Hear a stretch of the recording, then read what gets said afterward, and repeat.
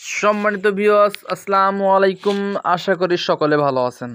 আপনারা দেখছেন কৃষি তথ্য ভান্ডার ইউটিউব চ্যানেল। আমি মোহাম্মদ মোখলেসুর রহমান আবারও চলে আসলাম আপনাদের মাঝে নতুন একটি ভিডিও নিয়ে। আপনারা জানেন কি, আগাম ফুলকপি চাষে উপযুক্ত বীজ নির্বাচন করলে উৎপাদন বাড়ে 30% পর্যন্ত। ভালো বীজ মানে ভালো ফসল, আর ভালো ফসল মানেই আপনার লাভ বেশি। এই ফুলকপির বীজ দিয়ে আপনার চাষ হোক লাভজনক, টেকসই আর সময় মতো বাজারে বিক্রিযোগ্য। সম্মানিত ভিউয়ার্স, আমরা যারা ফুলকপি চাষাবাদ করি আমরা সাধারণত একটু আগেই খুঁজি যে আগাম ফুলকপির বীজগুলো কি, অর্থাৎ যে ফুলকপি আমরা বাজারে বিক্রি করব এমন সময়ে বিক্রি করব যে ওই সময়টা ফুলকপির একটা বাজারে যেন চাহিদা থাকে। চাহিদা যদি আমাদের কম হয় তাহলে কিন্তু আমরা লাভজনক ফুলকপি চাষে লাভজনকভাবে সফলতা পাবো না। এই জন্য সম্মানিত ভিউয়ার্স, আমাদের জন্য সুখবর নিয়ে আসলাম।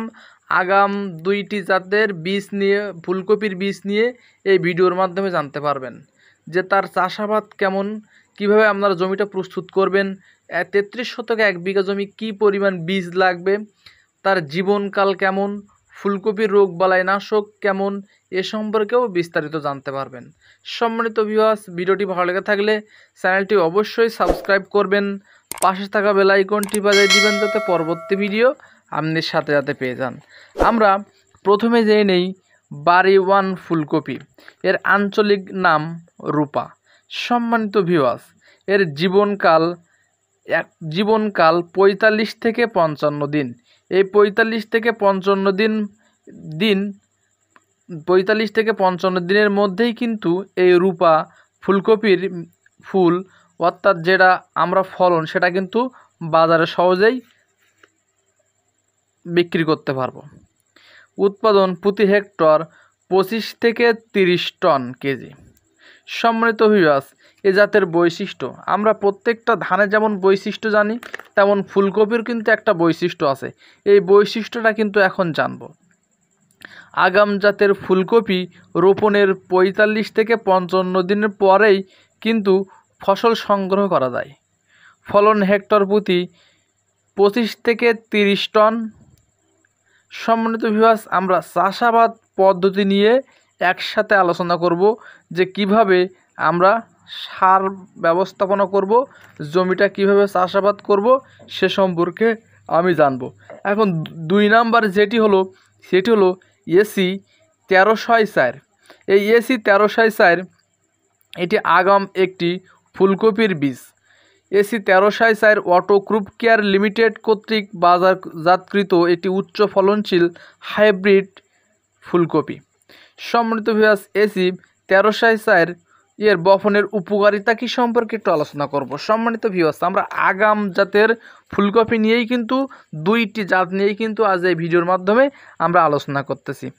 এসি 1304 হাইব্রিড জাতের ফুলকপি একটি উচ্চ ফলনশীল আগাম হাইব্রিড জাতের ফুলকপি। ফুলকপি কচি পাতা দিয়ে ঢাকা থাকে এবং এর গাঁথনি অত্যন্ত চমৎকার হয়। এই জাতটি প্রতি ফল একই আকৃতির এবং মোলায়েম ও খেতে সুস্বাদু। সম্মানিত ভিউয়ার্স, এখন এর বপনের সময়টা কি জানবো আমরা, যে কিভাবে আমরা কোন সময় এই আগাম জাতটি বপন করতে পারবো।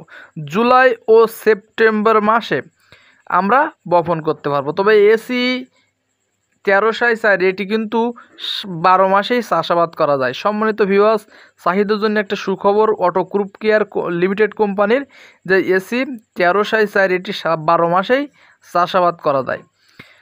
সম্মানিত ভিউয়ার্স, ফুলকপির রঙটা কেমন সেটা আমি বলে দিই। পাতার রং সবুজ এবং কাঠ বা মাথায় অংশটি আকর্ষণীয় ধূসর সাদা রঙের।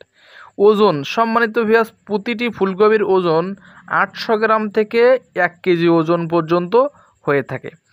সম্মানিত ভিউয়ার্স, চারা গজানোর 55 দিনের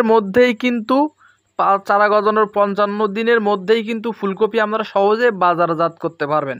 এটি কিন্তু আগাম একটি ফুলকপি বীজ। সহনশীল ফুলকপির এই জাতটি উচ্চ তাপমাত্রা, খরা ও সহনশীল, পাশাপাশি উচ্চ তাপমাত্রায় বিভিন্ন রোগবালাই নাশক সহনশীল।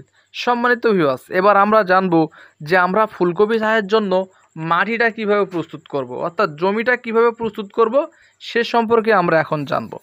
সম্মানিত ভিউয়ার্স, আমরা চাষাবাদ পদ্ধতি সম্পর্কে জেনে নেই।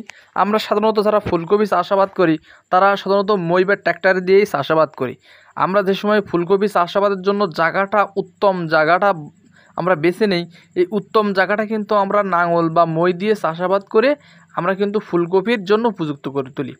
এবং আমাদের মাথায় রাখতে হবে এই চাষটা হবে কিন্তু খুবই ঝরঝরে, এবং এই চাষের শেষ চাষ, অর্থাৎ আমরা যে সময় চাষাবাদ দিব এই 3 ভাগে চাষ দেই বা 2 ভাগে চাষ দেই, আমরা শেষ চাষে অবশ্যই টিএসপি বিঘা প্রতি, সম্মানিত ভিউয়ার্স, আমরা টিএসপি দেব 33 শতকে 1 বিঘা জমিতে আমরা টিএসপি দেবো 20 কেজি, এবং জিপসাম দেব, জিপসাম অর্থাৎ ম্যাগনেসিয়াম দেব 10 কেজি 33 শতকে 1 বিঘা জমিতে।